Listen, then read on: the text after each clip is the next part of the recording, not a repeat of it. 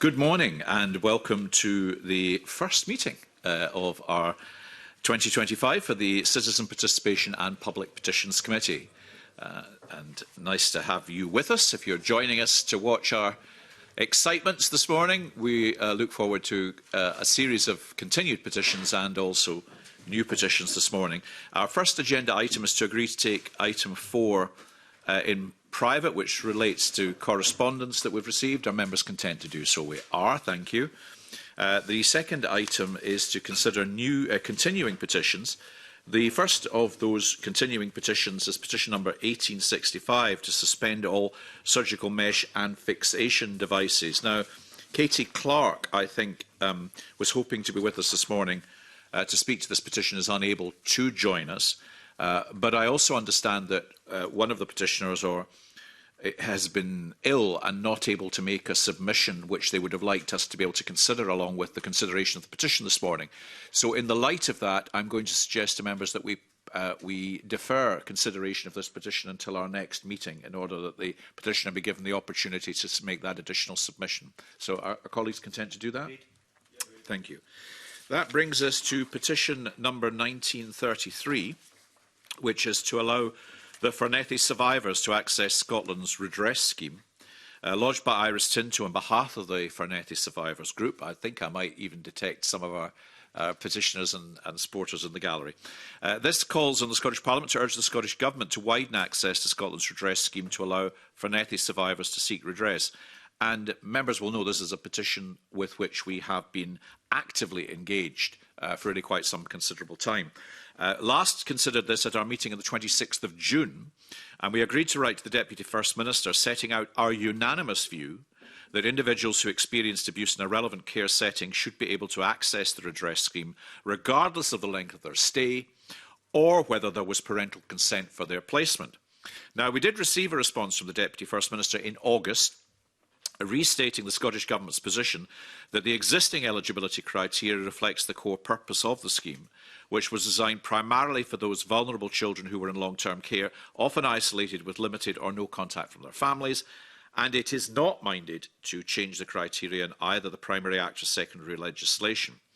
Now, we've also received further information from Redress Scotland on the legislation, regulations and statutory guidance that was referred to during our discussions on the 12th of June.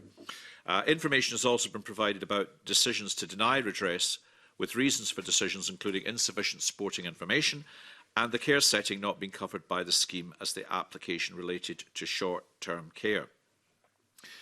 Now, the petitioner has responded by highlighting the evidence suggesting that Fernetti House was a residential school rather than a short-term respite or rehabilitation setting, and questioning why the onus is on survivors to produce records which were either kept by Glasgow Corporation or lost and destroyed. And following receipt of the Deputy First Minister's response, members will recall our work programme discussion on the 11th of September. And in that work programme discussion, we agreed that we would seek a chamber debate on the substance of the petition. Members might also be aware that Alex Rowley has tabled a motion which was marked for members' business, but which I think he's withdrawn the members' business on the basis that the committee is minded to bring forward a chamber debate on the subject. Now, we subsequently received an update from the Deputy First Minister providing information on the meeting she had with the Fernetti Survivors Group, and a copy of that update is included with our papers for today's meeting. And that sets out a number of action points that the Deputy First Minister committed to taking, such as signposting survivors to emotional support, requesting that the leader of Glasgow City Council meet with survivors, providing details of how to contact the Scottish Child Abuse Inquiry, as well as commitment to meet with the group again after the criminal case relating to Fernetti House has been heard. We've also received a submission from the petitioner which responds to the various action points and draws our attention back to the ask of their petition, namely that the eligibility criteria of the redress scheme be amended to ensure Fernetti survivors can seek redress. And the survivors also request that the petition be now considered for a parliamentary debate.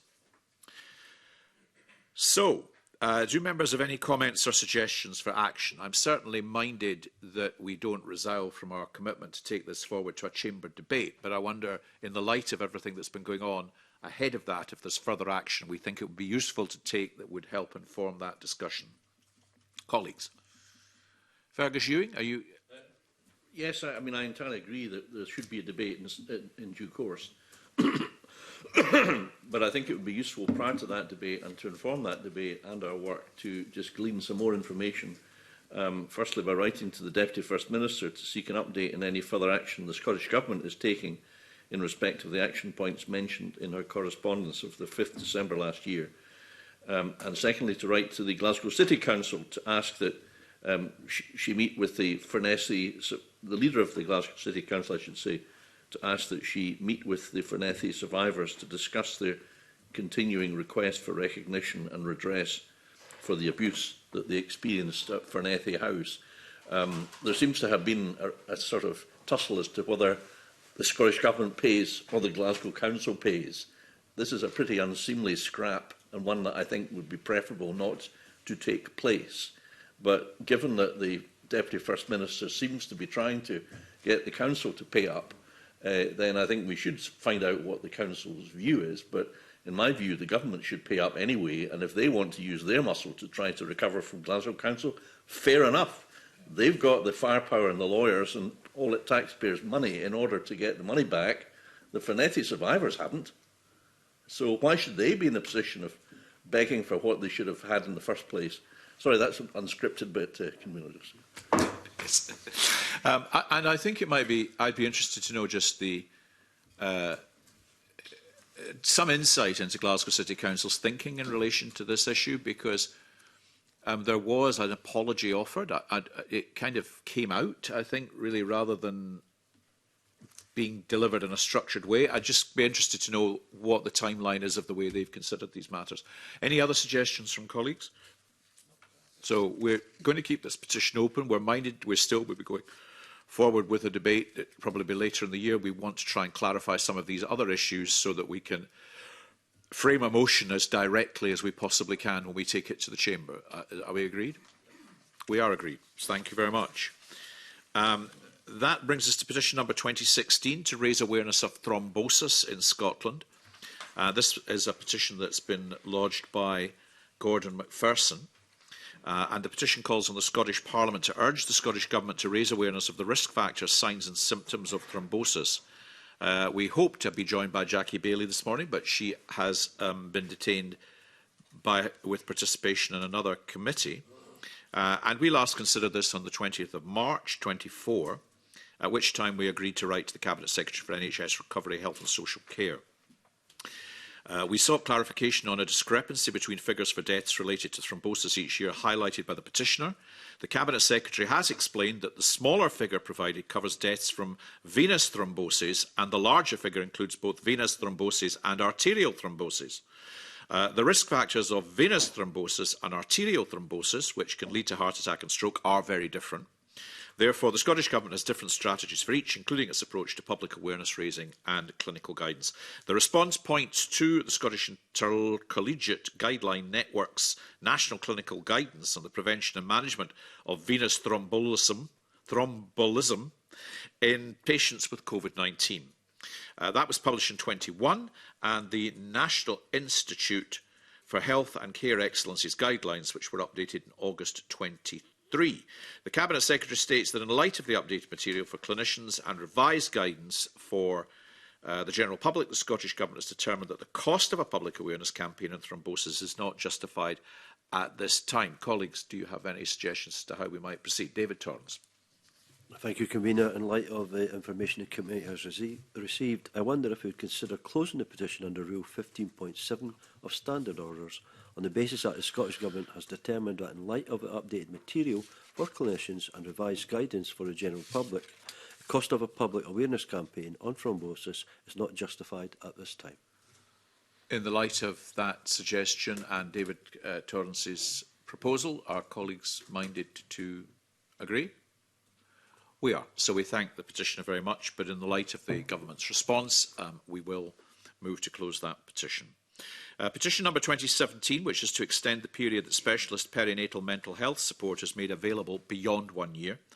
It's been lodged by Margaret Reid. It calls on the Scottish Parliament to urge the Scottish Government to amend Section 24 of the Mental Health Care and Treatment Scotland Act 2003 to extend maternal health support beyond 1 year, to introduce a family liaison function at adult mental health units across all health boards, to introduce specialised perinatal community teams that meet Perinatal Quality Network Standard Type 1 across all health boards, and to establish a mother and baby unit in the north east of Scotland. And we've been joined for our consideration of this petition by our MSP colleague Tess White. Good morning, Tess.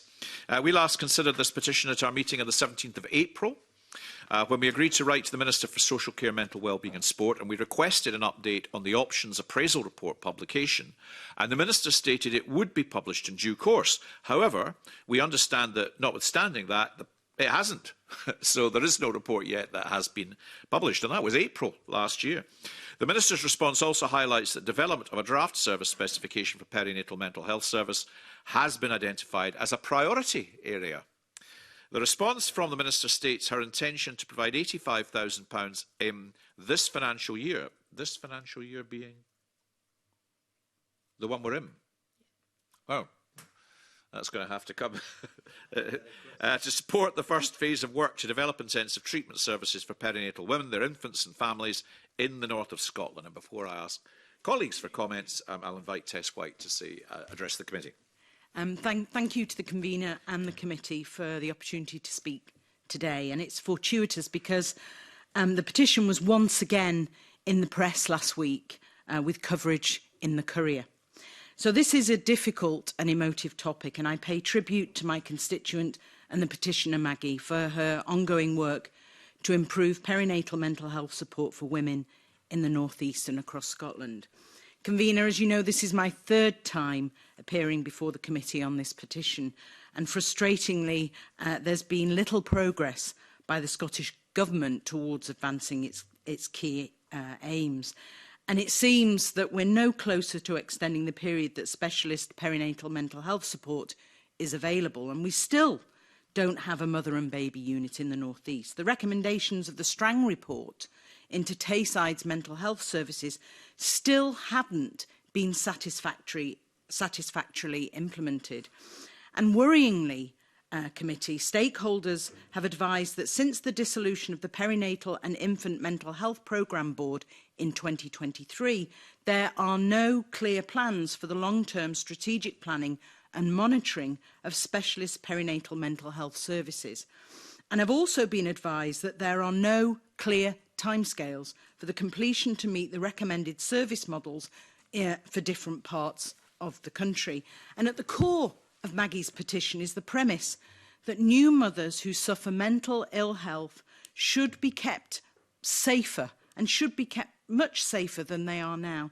And the committee will recall that Maggie's sister Leslie was sectioned in Carsview Psychiatric Unit with postpartum psychosis on a mixed ward. And I'd just like to say to the committee, imagine how you would feel if it was your own daughter or your nieces, or if your mother had to go through this. And I think when you actually think about that, it brings it home to you. Already vulnerable, Leslie was understandably terrified, absolutely terrified. And I raised the issue of mixed wards in Carsview with the First Minister at FMQs last week. And it was following reports of sexual assaults and rapes taking place at Carsview. And this issue needs much, much greater scrutiny. Maggie and I met with the Deputy First Minister last year to discuss maternal mental health and the petition.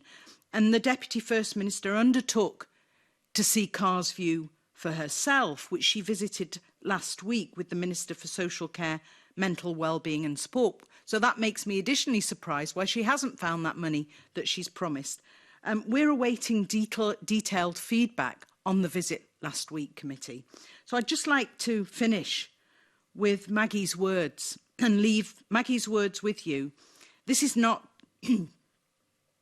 she said, this is not just for my sister, it's for the women in general. And I hope the Scottish Government will do something about it. We can't wait any longer. Thank you. Thank you very much, Tess White. That was very helpful, colleagues. I think given the letter that we received back in April after our consideration last year and the matters just raised by Tess White, I mean, I don't like to put it like this as bluntly, but I think the Minister's got some explaining to do, because it doesn't actually seem to me that things have been forthcoming. Do we have any suggestions? David Torrance? Thank you, Convener. I wonder if a committee would consider writing to a Minister for Social Care, Mental Wellbeing and Sport to ask for a specific publication date for a report from NHS National Services Scotland on the position options appraisal process on mother and baby unit provisions in Scotland, highlighting that this has been expected since 2023, and to request a timeline for a draft services specification for perinatal mental health services, and ask whether the petitioner's concerns will be considered as part of this work. Are we agreed with that? I mean, I actually would just like, if colleagues are agreed, to make reference to the response we received from the Minister at the time, and just to say that we accepted the Minister's response in good faith, and just a little bit disappointed to find that, in fact, neither of the things that were discussed in that response as being imminent have actually happened, because, you know, I think that's of concern. Yeah, no, I entirely agree. And I mean, it's symptomatic of a wider malaise of repeated delays and failure to meet timelines which have been promised to Parliament. And I wonder if we might also, therefore, write to the Permanent Secretary and ask what he's going to do about it, because ultimately ministers do, and I'm not defending ministers here, but they're ultimately responsible, but they do act on the basis of advice. They will have had advice from public senior officials that this could be done in this length of time, and that has repeatedly failed. This is just one instance of a whole plethora. So, I mean, the Permanent Secretary, I've never seen him. He's Mr. Anonymous, really, isn't he? We never see him, and I think he's going anyway. But, you know, perhaps he could do us the service of explaining to us why there is this endemic delay in the process of government, because it just brings us all down. And when you contrast that with the new President of the United States, who we'll see what happens, of course, but he's promising to do things straight away. Now, I'm not supporting him at all, but, I mean, no wonder people get fed up with government when nothing happens for years after the date when people are promised that things will happen. Of course, people are disappointed about that. So I really do think the Permanent Secretary's got a bit of explaining to do, a convener. Well, we obviously want to make the Scottish Parliament great again, Mr. Ewing, but perhaps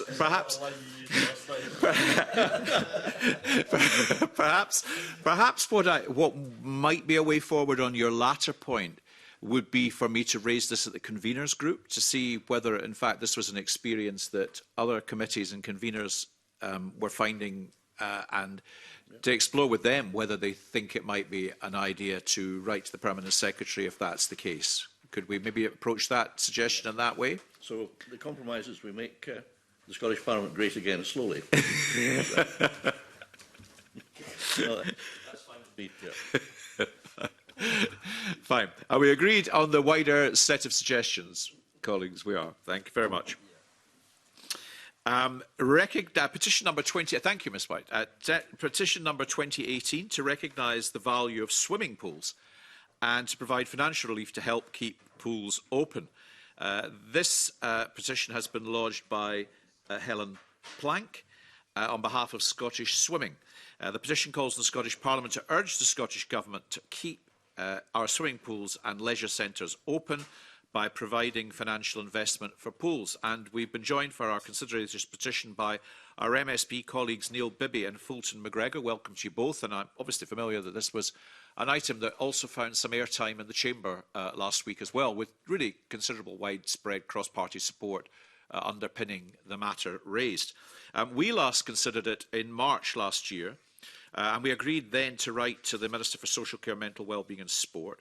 The Minister tells us in her response that she's met with Scottish Swimming to discuss the future of swimming facilities in the Scotland report, and while the Scottish Government recognises the financial challenges local government are facing, remains of the view that it is for locally elected representatives to make decisions on how best to deliver services to their communities, including in the provision of leisure facilities, although some of us might say it's life-saving facilities, never mind leisure.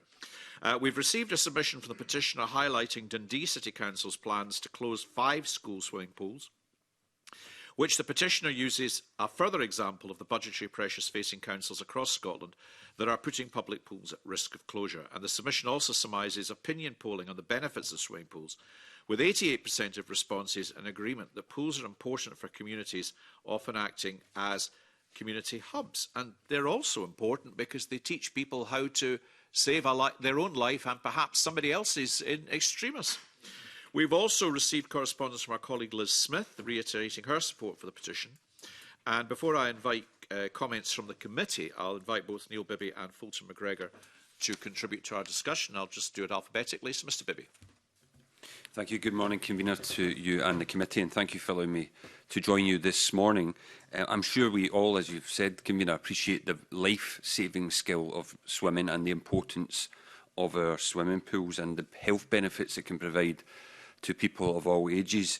In the brief time I have, though, I just want to concentrate my remarks on the impact I think it has on children and young people, and providing them the opportunity to learn the basics of water safety and the ability to swim. We know from quite some time ago that Scottish Swimming analysed that 40% of primary school age children were leaving school without the ability to swim. I think that was a shocking statistic that should deeply concern all of us. And as you said, Convener, I raised the issue at general questions last week about the provision of school swimming in particular, and there was cross-party support for that, and I recognise there's cross-party support for this petition this morning. I do have to say, though, I wasn't particularly encouraged by the response by the Minister, and hence that's why I'm here today. I did ask how many children across Scotland, what the latest statistics were on the number of children and young people leaving school without the ability to swim, and the Minister was unable to tell me. We should at the very least quantify that problem with latest statistics. I was also disappointed by the lack of detail from the Minister when I asked what the Government's plan was to ensure that every child and young person has the opportunity to learn the skills I mentioned earlier. We do know this, though. Scottish Swimming have told us that since the pandemic, the demand for swimming lessons has never been higher. I know that from my own children and the backlog of swimming lessons. Community access to pools isn't just being reduced by pool closures, it's been reduced by significantly reducing the opening hours of existing swimming pools and facilities we have across Scotland. And costs are rising for families. This was evidenced on Saturday by an article by Andrew Learmouth in the Herald, published information showing the cost of juvenile swimming lessons and sessions has risen by 30% over the last 6 years. And there are also proposed swimming pool closures, for example, 5 in Dundee, but I know that's, they're not alone in facing those problems. So I do appreciate that not every school has a swimming pool. I appreciate not every community has a swimming pool, but simply put, all of this current picture that we're facing is making it harder for young people to learn that life-saving skill of swimming, whether in school or out school.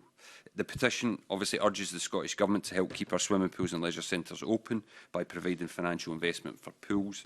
It would be remiss not to mention that a couple of years ago the Scottish Government did receive £6 million of Barnett consequentials from the then UK Government's swimming pool support fund, and I, along with a number of colleagues on a cross-party basis, urged for that to be passed on to local councils and leisure trusts, but that sadly did not happen.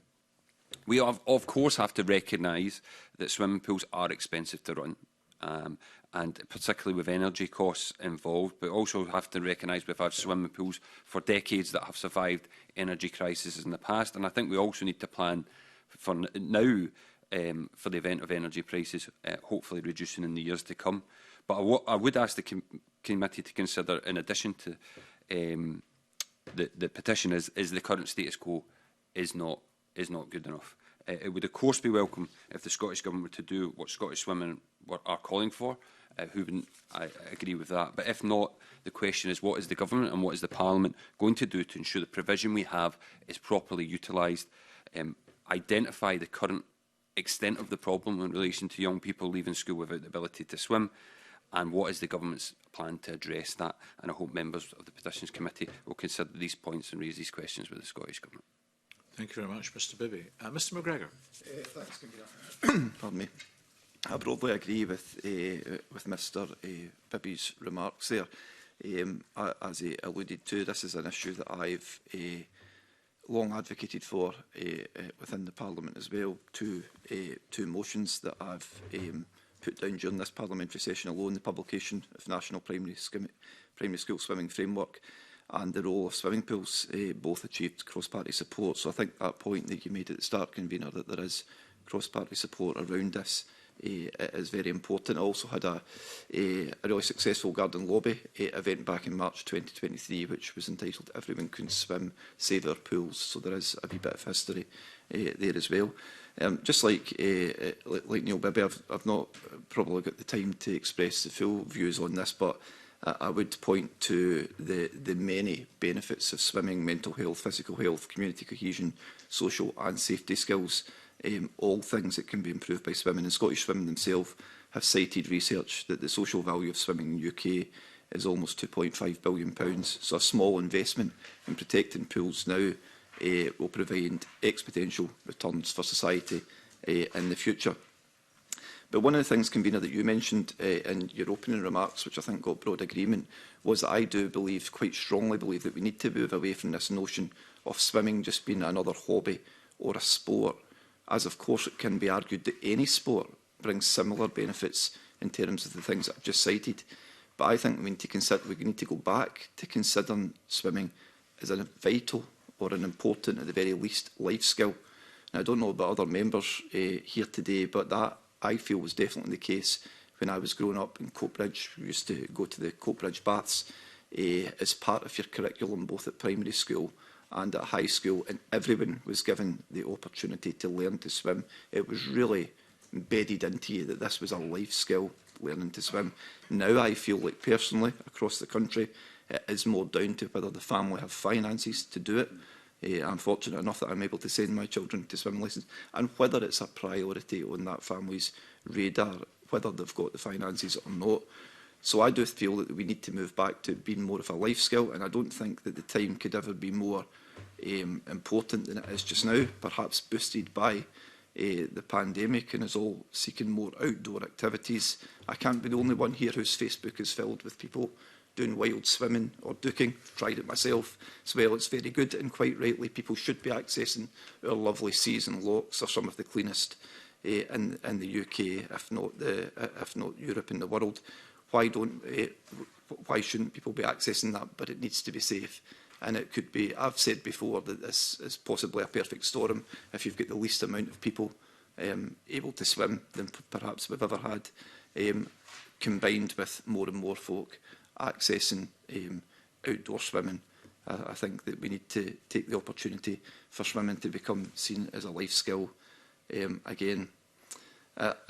You know, I would go further than even the petition today, Convener, and I fully support any attempts to introduce statutory swimming lessons. I know there's difficulties around that within the school curriculum. I've had various discussions with various ministers over the years on this, but I would welcome any attempts that could be made to bring it in as a statutory requirement. I appreciate I'm probably running out of time, Convener, but I just would like to end by giving my full support to this petition. I've deliberately not touched on the pool closures in Dundee and other places, I think, because they're not my constituency, but I think any pool closures across the country are, of course, concerning. Mr Bibby did touch on some of the issues that are around. Some of them are for the Scottish Government, but also there's some for the UK Government in there as well, the high energy costs. I wonder whether the UK Government could be looking at exemptions for swimming pools on the high energy costs. And also, I know there's been at points a shortage of chlorine. I know that's affected pools in North Lanarkshire points. So there is various factors that are in there. That some are global, some are UK, some are Scottish. But I think what we need to find is an approach where we all work together to make sure that swimming pools, are vibrant and go into the future, and as much young people and adults learn to swim as possible. Thanks. Thank you very much, Mr McGregor. I'll bring colleagues in a second, but unusually I'd just like to sort of take the initiative slightly myself in regard to all of this, because I do think that the Scottish Government response at the moment is a cop-out, and I think it's a dangerous cop-out. I didn't realise, I'll spare Mr Torrance, but I didn't realise that Mr. Ewing and I grew up in a golden age of public availability of swimming. I can recall swimming pools in communities all around, and also outdoor pools back in those days. And it's a great shame, actually, when you revisit some of the places you remember that used to have outdoor pools to find they're now car parks or something completely different. And what I particularly remember, touching on Mr. McGregor's point about learning how to swim at primary school, is that quite a lot of my classmates were terrified.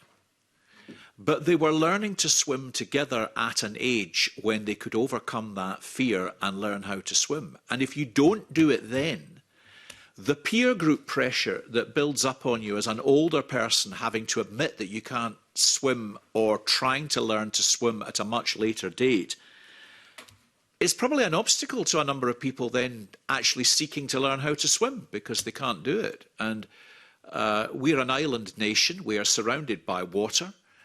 And the ability and the skill of swimming is something people should have both for their own self-preservation, but also on the basis that that may be vital in the saving of somebody else's life. Simply not having a fear of the water, that they can potentially move to assist. So I'm interested to hear the contributions of colleagues, but I am minded to keep the petition open and potentially to convene a round table on the subject of the issue in hand with Scottish swimming. I'd be grateful for some suggestions from Mr. Bibby and Mr. McGregor of others that we might think to include. I think it would be useful perhaps to have some idea from COSLA, of the pressures that they feel uniquely associated with swimming pools and the costs associated with that, because there will be a balance between long-established and newer facilities and those that are in schools. But I think it would be helpful to have that, and I'd be interested to hear the contributions of colleagues. Mr. Chowdhury was first, then Mr. Ewing. Thank you very much. I just wanted to draw your attention. The very first time I had to face this committee was to support a petition which is to do with the swimming and to talk about why swimming was important. And I think I was facing you all and that time, and I did raise quite a lot of issues why it is so important. It's a health issue as well. And sadly, it was closed. I can get in touch with the campaign group and ask them if they have any other suggestions to come round. At the same time, I think it is important that we need to hear from the Scottish swimming as well. Same time, what Neil and Fulton said about Scottish Government responses. So I fully support this as well. Thank you. Mr. Ewing.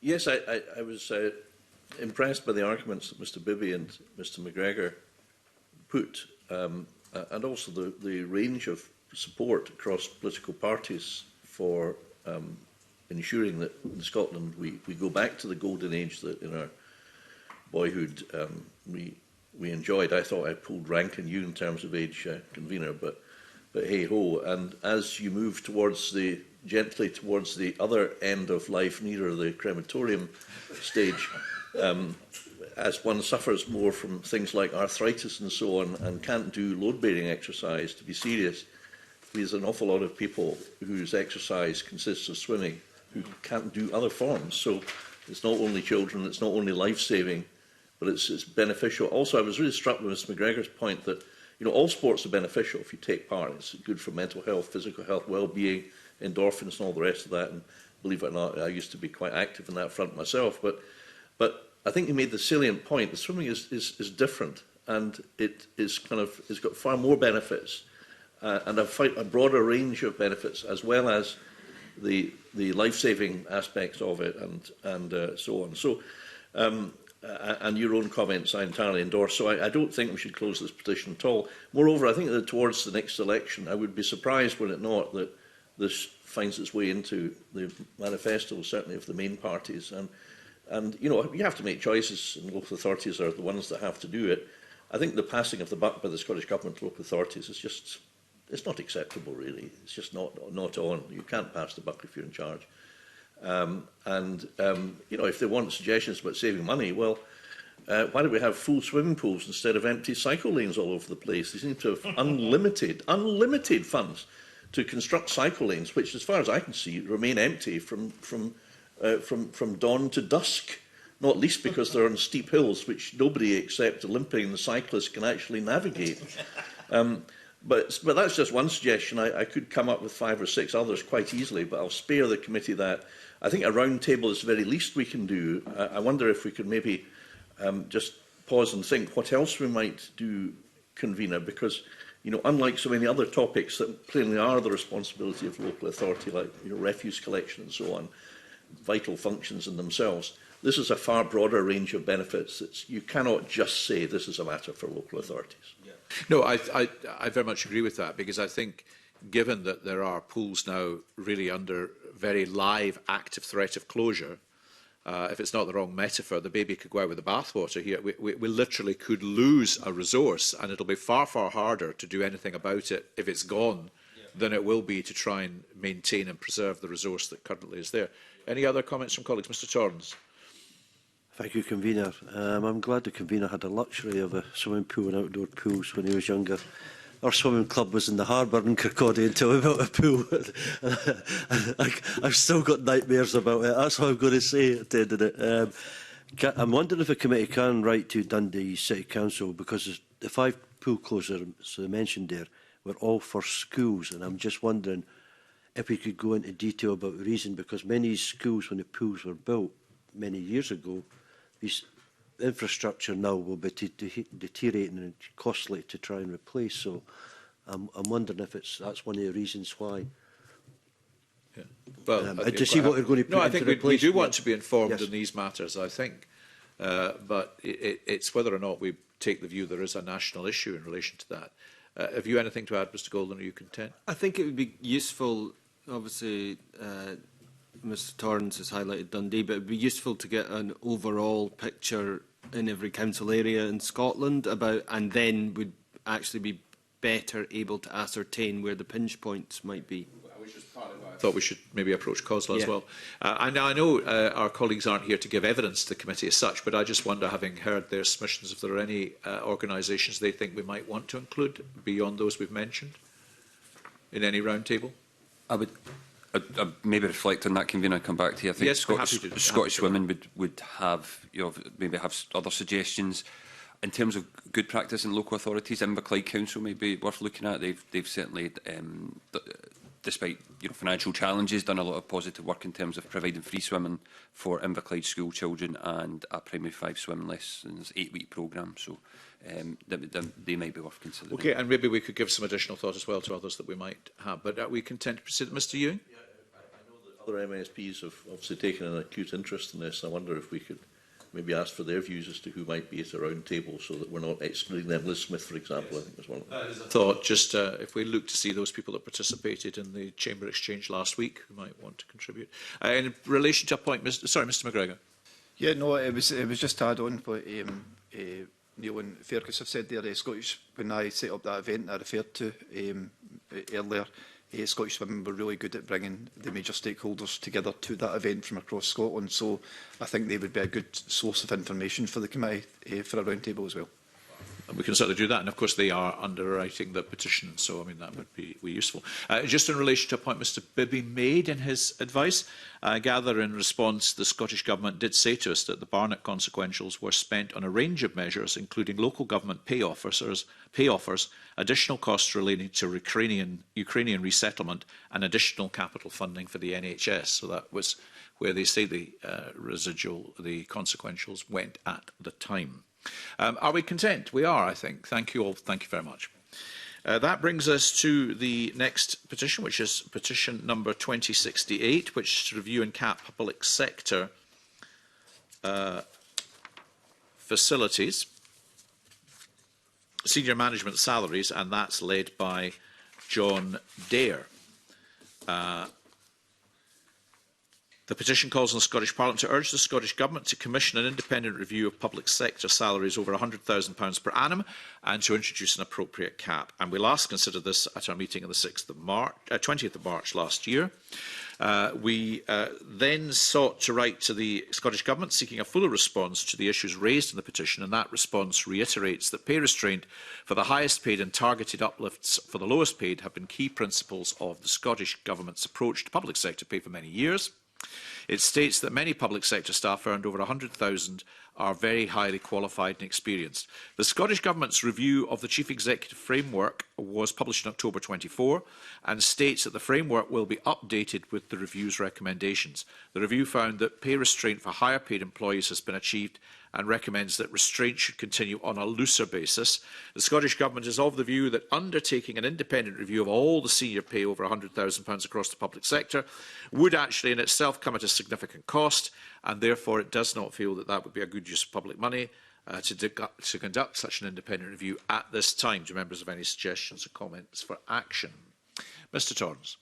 Thank you, Convener. In light of a response from the Scottish Government, I wonder if the committee would consider closing the petition under Rule 15.7 of Standard Orders on the basis that the Scottish Government has recently concluded a review of its Chief Executive Framework. The review found that the restraints of higher paid employees had been achieved and recommends that the restraints should continue on a looser basis, and that the Scottish Government does not intend to commission an independent review of public sector salaries over £100,000 because it does not feel this would be good use of public money. Okay, and in the light of that, are we content to close the petition? Mr Ewing? I don't think there's any real alternative other than to close the petition for the reasons that Mr Torrance has said, so I wouldn't oppose that. But I think this is an area of lingering and continuous public concern, not only salary levels, but the levels of some payoffs that are made to very senior people of telephone number amounts, and it just never seems to end. And I just want to register the fact that the government has completely failed to address this, and it just goes on, and it's the same for Westminster as well. It's not a Scottish only problem, it seems the more you get paid, the less accountable you are. We never see the top civil servants. Some of them get paid over £200,000, or one of them does anyway. So, I think this is a legitimate area of public concern. The petitioners raised it. I think a study wouldn't necessarily advance it unless there was a will to do something about it, and there seems to be a lack of will to do anything about it, I'm afraid. That's my impression anyway. I just wanted to put that in the record, because I know petitioners get very angry when they think the petition has been rejected out of hand, but I don't think that there's anything that we can do in this committee about it, and I just thought I'd put that in the record. I think that's a very fair and reasonable point, and it has occurred previously that it is not that the committee are expressing a view about the merits or otherwise of the petition itself with which we might be very sympathetic. It is whether or not, in the light of the information we've been able to gather, we feel there is a route forward for the committee to advance the aims of the petition. And I think the conclusion of Mr Torrance, which Mr Ewing is supporting, is that the blunt fact is that the Scottish Government aren't minded to do anything in regard to this, and therefore there's nothing more that the committee can actually do, however much we may regret having to close the petition and have some direct sympathy with the aims identified within it. Yeah, I mean, it's a sort of modern version of Parkinson's law. The more you get paid, the higher you are up in a quango, the less accountable you are. Indeed. Are we content? We are. That brings us to petition number 2070 to stop same-day only GP appointment systems. The petition calls on the Scottish Parliament to urge the Scottish Government to stop GP surgeries from only allowing same-day appointment bookings, enabling patients also to make appointments for future dates. We last considered this petition at our meeting on the 20th of March, when we agreed to write to the Scottish Government and NHS regional health boards to understand how appointments are actually handled across Scotland. And many of the health boards noted the flexibility within their models for individual practices to provide services to patients in accordance with the specific needs of their practices. Now, most responses to the committee reported a mix of on-the-day appointment offerings and advanced bookings in general practices, with a small number of exceptions. The responses also highlight, the responses also highlight concerns about capacity and an increase in patient demand, which, according to NHS, Ayrshire and Arran, can at times outweigh the clinical capacity available to some practices. And the response from NHS Grampian states that sustainability of services remains a concern, highlighting that just over 10% of Grampian practices elected to hand back the General Medical Services contract between 22 and 24. Now, the Health and Care Experience Survey found that the proportion of people reporting that they find it easy or very easy to contact their general practice in the way they wanted has declined. Since 2017-2018, when there was a figure of 85% who were satisfied with their experience, down to 78% feeling that it's no longer easy to contact their general practice in the way that they would wish. Now, in 23-24, 50% of respondents reported they were able to book appointments at their general practice 3 or more working days in advance. This is similar to the 21-22 survey when the figure was 48%, but significantly lower than the figure in 2019-20 when it was 64%.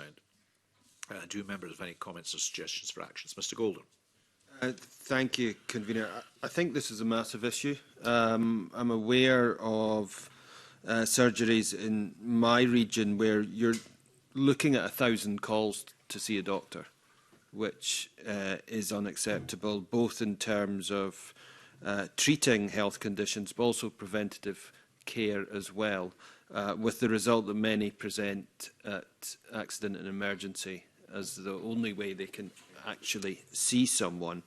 And I thought the Scottish Government's response was inadequate when they say this information is not known to the Scottish Government. I mean, if you're in charge of health and delivering health in Scotland and you don't know how that's delivered and whether that's adequate, that is a big problem. So I suppose the first part for me is to really look at that and try and ascertain that information. And with one segue on that, the petition refers to same-day only appointment systems. Many practices, in my experience, will largely deploy that, but may have some other appointments available. So essentially they're a same-day only appointment system, but that might not be captured in the data because there are very few alternative ways, advance appointments, or even being able to phone up. If you can speak to the receptionist, then they may offer something the following day, which wouldn't fit in. But I think we need to ascertain that in terms of understanding the information. And thereafter, the Scottish Government said they're not looking to take a similar approach to NHS England. OK, well, what is the approach going to be? So I think there's almost two parts that I can't see the Scottish Government have answered other than referring to some general principles which don't really help people get appointments as far as I can see. OK, thank you very much. Suggestions from Mr. Golden there. Any other suggestions from colleagues? So, are we content to proceed on the basis that Mr. Golden has identified? We are, thank you. That brings us to petition number 2089 to stop more national parks in Scotland. This has been lodged by Deborah Carmichael on behalf of the Lochaber National Park No More group. And colleagues will remember the petition calls on the Scottish Parliament to urge the Scottish Government to suspend any action to create further national parks in Scotland, to instruct an independent review on the operation of the current national parks, including assessment of the economic impacts and businesses and industries within the two parks, including but not exclusive to farming, forestry, crofting and angling. Conduct a consultation with representatives of rural businesses and community councils in order to help to frame the remit of said independent review. And we considered this petition quite recently, on the 27th of November. To date, the committee has heard evidence, therefore, from two panels of witnesses, Nature Scott and the Cabinet Secretary for Rural Affairs, Land Reform and Islands. And we've also received correspondence from our colleague Finlay Carson, MSP, reiterating his support for this petition. So we're now in a position to reflect on the evidence heard and to consider what our next steps might be. And I wonder whether colleagues have given this any thought and have any suggestions as to how we might proceed. Mr. Ewing.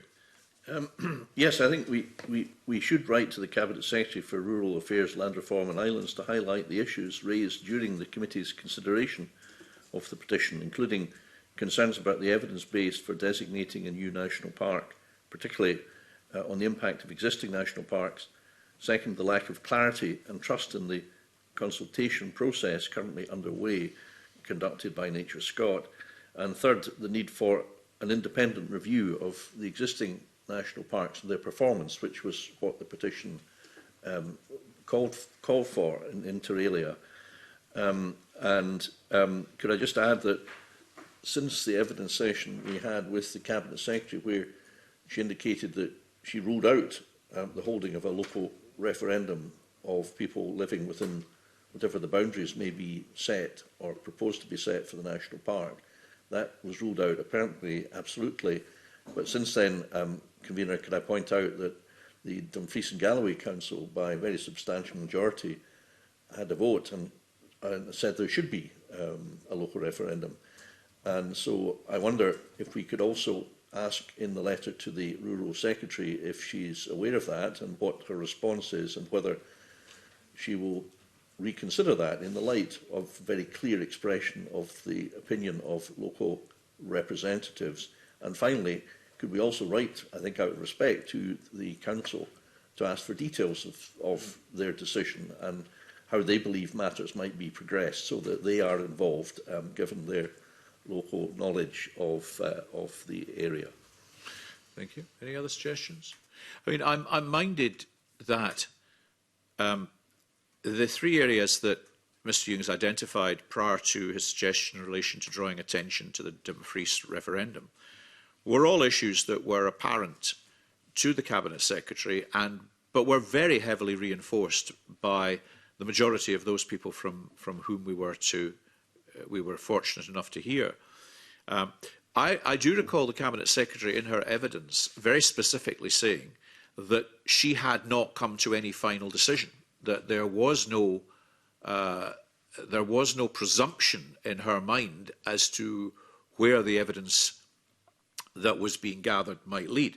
And I think maybe when we write to her, we would say we very much appreciated that point when it was made, and draw again her attention to the very significant representations we received, as well as the point I think Mr Ewing has made about the Council's own view that there should be a more widespread consultation via a referendum on whether this particular proposal should proceed.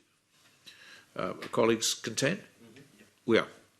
That brings us to agenda item 3.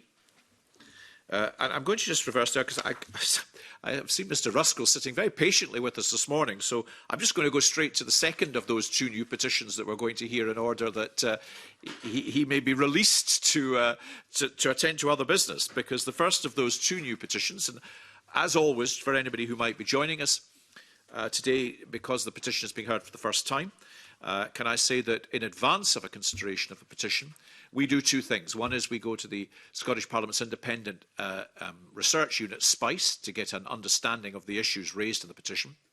And we also invite the Scottish Government to give us a preliminary view, which may or may not have an influence on the conclusions the committee come to. And we do both those things because historically, the first time a petition was considered, those were the two things we then said we'd go and do, and all it did was add delay to our consideration. So for those watching, those two actions have already taken place. The first of our two petitions is petition number 2123 to update air quality standards in Scotland to align with the 2021 World Health Organization guidelines. And this has been lodged by Gareth Brown on behalf of Asthma and Lung UK Scotland. The petition calls on the Scottish Parliament to urge the Scottish Government to amend the Air Quality Standards Scotland Regulations 2010 by setting new limit values for nitrogen dioxide and fine particulate matter, which align with the World Health Organization air quality guidelines that were published in 2021. And we are joined, as I've indicated, by our MSP colleague, Mark Ruskell. Welcome to you.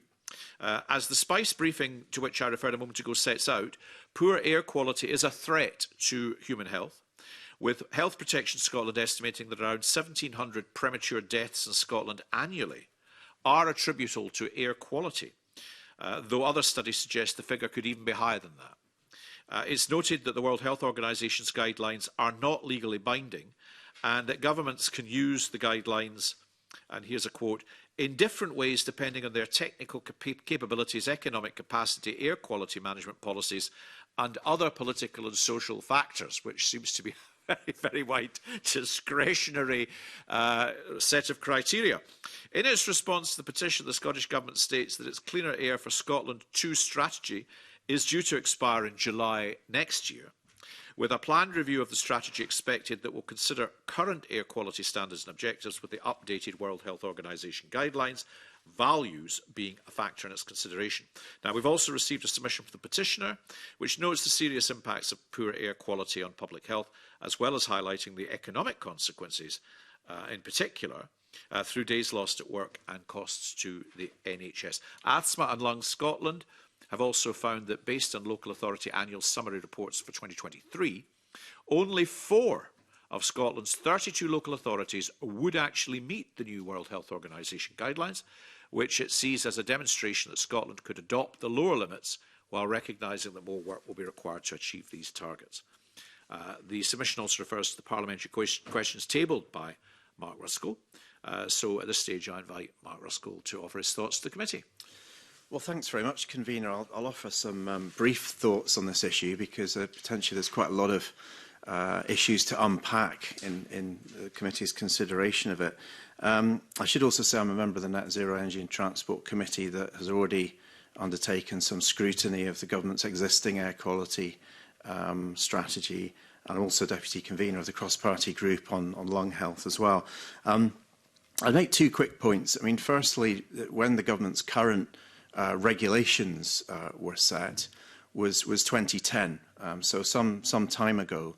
And since that point, the global scientific understanding, the medical studies that have been done around the impact of air quality on human health have been substantial, and particularly the studies that have looked at the impact on vulnerable people, the links, for example, to heart health, to dementia, the developmental issues, particularly with young people who are living in an environment where there's poor air quality. All of that evidence has come through very strongly. And I'm pleased to say that, you know, much of that evidence has also come from Scotland. Lead scientists such as Professor Jill Belsh at Ninewells has been, you know, absolutely at the forefront of understanding the impact on children of poor air quality. So that has led the WHO through their peer review process to come up with new guidelines to help steer governments and decision makers in the right direction. The second point I'd make is that what I've learned through considering this issue, through NZET's work on it, is that there really are no safe limits for air quality. So it's not as if, you know, there's a point where you can say, well, that's it, our communities are now safer because we've met this target, we've met this limit value. Every time we make a reduction, for example, in particulate pollution, we get a resulting public health benefit. You know, people have reduced medical conditions as a result, and potentially people, don't as reduced in mortality as well as a result of that. So every single improvement that we can make to air quality in Scotland has a direct impact in terms of health benefits. So I think that's important to recognise. In terms of adopting WHO limits, there's a lot to consider there, and I think you outlined some of those political considerations in your introductory comments there, Convener. It would be challenging, but I think it is something that the Scottish Government is considering in relation to their next air quality strategy, which I understand is under development right now. So for the options for the committee, welcome the fact that, you've already made a start with this petition, but there could be an option here to pass it to the NZET committee, given that NZET will at some point be looking at Scottish Government's progress towards their new air quality strategy. And the Government, I think, in answer to written questions I've put down, has indicated they will be considering these new, much more robust WHO guidelines when they're looking at the new regulations. So there's a lot of questions in there, particularly around partnership working with councils, what is in the art of the possible for the Government to consider. But I think if there was an opportunity to look in more depth at that, I do see a window potentially within NZET to do that work, if unless this committee obviously wished to take on that work itself. Thank you very much, Mr. Ruskell, and that's very helpful, because I think looking at the responses we received, it wasn't almost immediately clear where we could actually go with the petition. So I'm very happy to embrace the suggestion. Mr. Golden? Thanks, Convener. I mean, if it would be helpful, I wonder if we could perhaps write some key stakeholders and then pass it over to net zero. So I'm thinking, just therefore, it goes to net zero with some sort of evidence base. And I'm thinking, Mark Ruskell mentioned Professor Jill Belch. I think at Dundee, I think that would be useful. Royal College of Physicians, COSLA stroke councils in terms of air quality monitoring. I think that's key to all of this. And CEPA, I believe, have some air quality monitors as well, particularly for schools. Well, the only question in my mind is the time left to us in this Parliament. I mean, I'm slightly concerned that if it could be another 6 to 9 months before we would then hear the petition again, which would then leave us up against dissolution of the Parliament. So if we're minded then to refer it, so I mean, in actually to give the petition some chance of life, I'm almost tempted to think we would be better making the referral now, in order that committee has got some headroom, in fact, still within the life of the Parliament to potentially advance some of the aims and objectives. But that's just one thought. Mr. Torrance? Just both myself and the convener have been on this committee many years now, and we know that time is against us. I would go with the convener's recommendations to pass over to net zero just now, because it will give the petition a real chance. Are you content with that, Mr. Golden? Yeah. Are members content? Then thank you very much, Mr. Ruskell. That's how we will proceed. We will keep the petition open and we'll refer it to our colleagues on the committee, I think led by Edward Mountain, in fact, is it? Yeah, thank you. The final of the new petitions that we're considering this morning is petition 2122. And for Mr. Torrance and I, who've sat in this committee for some time, this is coming full circle to, I think, one of the first petitions we considered in this parliamentary session, which is a fresh petition being raised to pardon those who were accused and convicted of witchcraft in Scotland under the Witchcraft Act 1563, lodged by Gemma Clark. The petition calls on the Scottish Parliament to urge the Scottish Government to pardon the predominantly female historic victims of Scotland's witch trials, who were accused and convicted under the Witchcraft Act of 1563. Members will recall that earlier this session we considered a similar petition, which was closed partly on the basis then that Natalie Dawn MSP was pursuing a members' bill on the issue of a pardon at that time. However, having now been appointed as a minister, Miss Dawn Innes withdrew this proposal. During her time as First Minister, Nicola Sturgeon somewhat unexpectedly issued a formal posthumous apology to all those accused, convicted, vilified or executed under the Witchcraft Act. It's noted in the background to this most recent petition that those in favour of a pardon believe it would convey, and I quote, a strong message of equality in opposition to misogyny in contemporary society. In responding to the petition, the Scottish Government note that a formal pardon would require legislation, and having set out its legislative programme for the remainder of this parliamentary session, it does not have any plans for legislation in this area.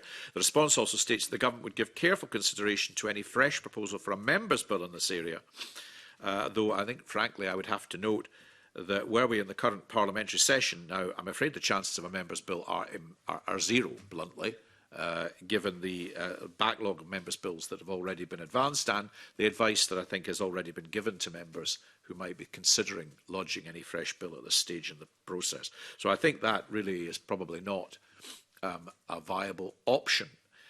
Do colleagues have any suggestions as to how we might proceed? Mr. Torrance.